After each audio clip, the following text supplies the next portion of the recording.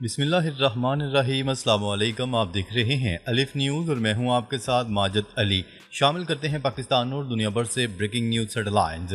سعودی عرب اور پاکستان کا دفاعی معاہدہ۔ محمد بن سلمان کی دفاعی حکمت عملی۔ سعودی عرب نے پاکستان کے ساتھ ایک اہم دفاعی معاہدہ کر لیا ہے جو دونوں ممالک کی حفاظت کو یقینی بنائے گا۔ اس معاہدے کے تحت پاکستان پر حملہ، سعودی عرب پر حملہ تصور کیا جائے گا جو علاقائی استحکام کو مضبوط کرے گا۔ محمد بن سلمان نے یہ قدم اٹھا کر دیگر عرب رہنماؤں کو حیران کر دیا۔ یہ معاہدہ اسرائیل اور بھارت جیسے ممالک کے لیے ایک بڑا خطرہ بن گیا ہے۔ ڈونلڈ ٹرمپ کی نیتن یاہو سے ناراضگی، اتحادی ممالک دور ہو گئے۔ ڈونلڈ ٹرمپ نے نیتن یاہو کو شدید تنقید کا نشانہ بنایا ہے جس کی وجہ سے اتحادی ممالک ان سے دور ہو گئے ہیں۔ ڈونلڈ ٹرمپ کا کہنا تھا کہ انہوں نے حملوں سے روکنے کی کوشش کی تھی لیکن اسرائیل نے بات چیت کی بجائے حملہ کر دیا۔ وال اسٹریٹ جرنل کی رپورٹ کے مطابق ڈونلڈ ٹرمپ کی مایوسی پاکستان کے معاہدے کے بعد مزید بڑھ گئی ہے۔ یہ بیان امریکہ کی خارجہ پالیسی پر سوالات اٹھا رہا ہے۔ اب اسلامی ممالک اپنے اتحاد مضبوط کر رہے ہیں جو ڈونلڈ ٹرمپ کے لیے چیلنج ہے۔ OIC اجلاس، تقریر تو ہوئی مگر کوئی ٹھوس نتیجہ نہ نکلا۔ OIC کا اجلاس ہوا جہاں قطر، ملائیشیا اور دیگر رہنماؤں نے شاندار تقریریں کی۔ قطر کے وزیر اعظم اور ملائیشیا کے وزیر اعظم نے اسرائیل پر حملے کی تجاویز پیش کی، تاہم جاری کردہ اعلان نرم تھا اور اسرائیل کو پریشان کرنے والا کوئی قدم نہ اٹھایا گیا، جبکہ محمد بن سلمان کو یہ احساس ہوا کہ مستقبل میں بڑا خطرہ ہے، اس لیے انہوں نے فوری معاہدہ کر لیا۔ یہ اجلاس اسلامی اتحاد کی ضرورت کو اجاگر کرتا ہے۔ بھارت اور اسرائیل کی پریشانی پاکستان سعودی معاہدے سے مضبوط ہوگا۔ سعودی عرب اور پاکستان کا یہ معاہدہ بھارت اور اسرائیل کے لیے بڑا چیلنج ہوگا۔ اب پاکستان پر حملہ سعودی عرب پر حملہ شمار ہوگا جو دونوں کی طاقت کو دگنا کر دے گا۔ بھارت کی آپریشن سندور کی تیاریاں اب رک گئی ہیں کیونکہ سعودی مداخلت کا خطرہ ہے۔ اسرائیل کو احساس ہو گیا ہے کہ امریکہ پر انحصار ناقابل اعتبار ہے۔ یہ معاہدہ اسلامی ممالک کو اپنی فوج مضبوط کرنے کی ترغیب دے گا۔ سعودی عرب کی جنگی حکمت عملی، ایران سے دوستی اور پاکستان سے اتحاد۔ محمد بن سلمان نے یمن تنازع ختم کیا اور ایران سے تعلقات بہتر کیے۔ اب ان کا بنیادی خطرہ صرف اسرائیل ہے جس کا مقابلہ پاکستان کی مدد سے کریں گے۔ سعودی عرب پاکستان کو دفاعی طور پر مضبوط بنائے گا جو دونوں کے فائدے میں ہے۔ یہ معاہدہ مستقبل کی جنگیں روکنے میں مددگار ثابت ہوگا۔ ماہرین کہتے ہیں کہ یہ اسلامی دنیا کی نئی شروعات ہیں۔ پاکستان سعودی عرب دفاعی معاہدہ، نئی دفاعی حکمت عملی کی بنیاد۔ پاکستان اور سعودی عرب کے درمیان اسٹریٹجک میوچل ڈیفنس ایگریمنٹ پر دستخط ہو گئے۔ یہ معاہدہ نیٹو کی طرز پر ہے جہاں ایک پر حملہ دونوں پر حملہ شمار ہوگا۔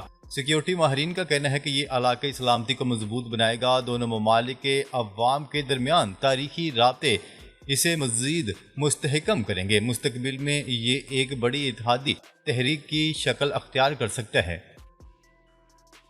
سعودی عرب اور پاکستان باہمی دفاعی پیمانے کی 8 اہم خصوصیات۔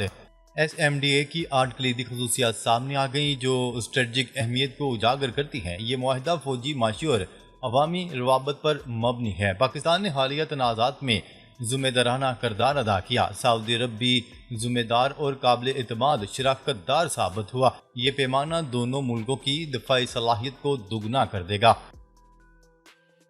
دفاعی ماہرین کا تجزیہ، SMDA علاقائی استحکام کی ضمانت۔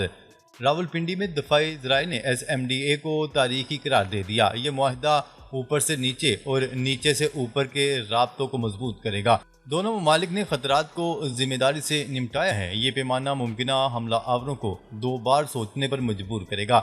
عالمی سطح پر پاکستان سعودی اتحاد کی اہمیت بڑھ گئی ہے۔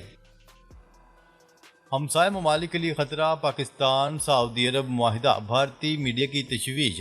بھارتی میڈیا نے SMDA کو اپنے لیے خطرہ قرار دے دیا۔ یہ معاہدہ اسرائیل اور بھارت جیسے دشمنوں کو روکے گا۔ سیکیورٹی ماہرین کا کہنا ہے کہ یہ باہمی احترام پر مبنی ہے، پاکستان کی 25 کروڑ عوام کی حفاظت کو یقینی بنائے گا۔ یہ ایک نئی دفاعی تحریک کا آغاز ہو سکتا ہے۔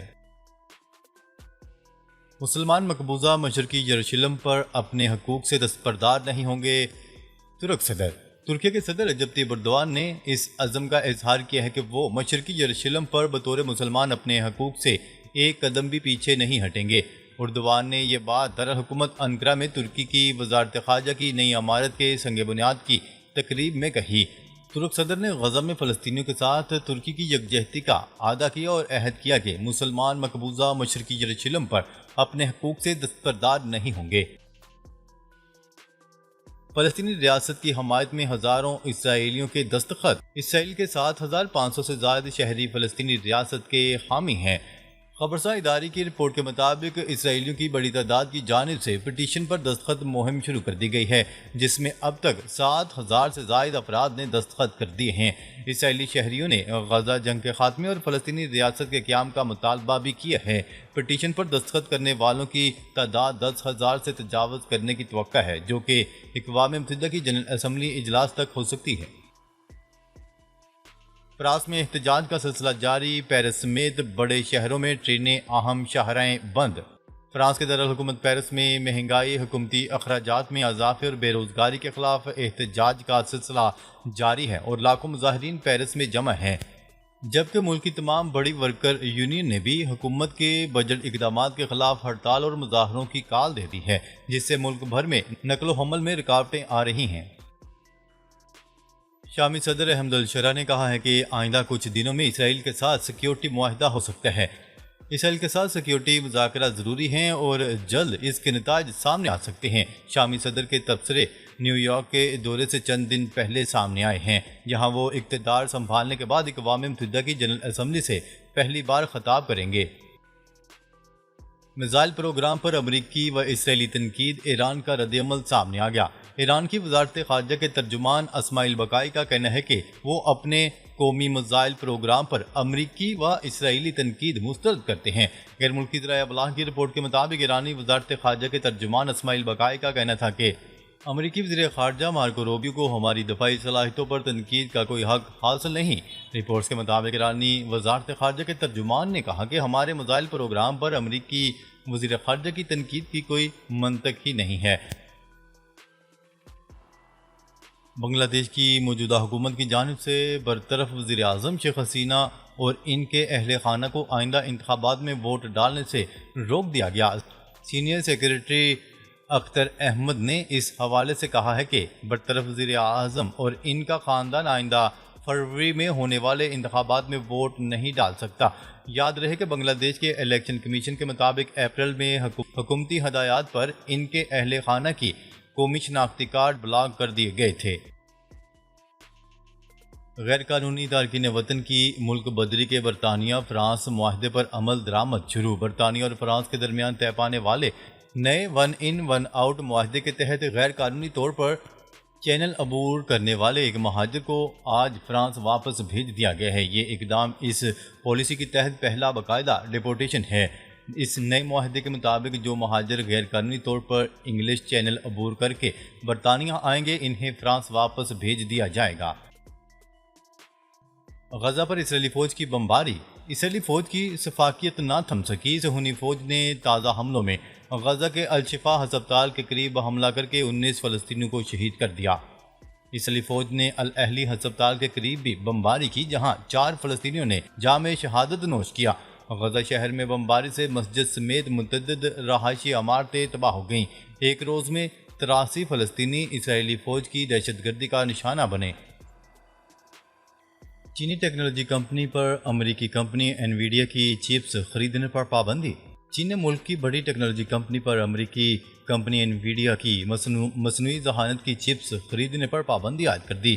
میڈیا رپورٹس کے مطابق چین کی سائبر اسپیس ایڈمنسٹریشن نے کمپنیوں بشمول بائٹ ڈانس اور علی بابا کو اس ہفتے ہدایت دی ہے کہ وہ انویڈیا کی خصوصی طور پر چین کے لیے تیار کردہ RTX Pro 6000D نامی پروڈکٹس کی ٹیسٹنگ اور آرڈر بند کر دیں۔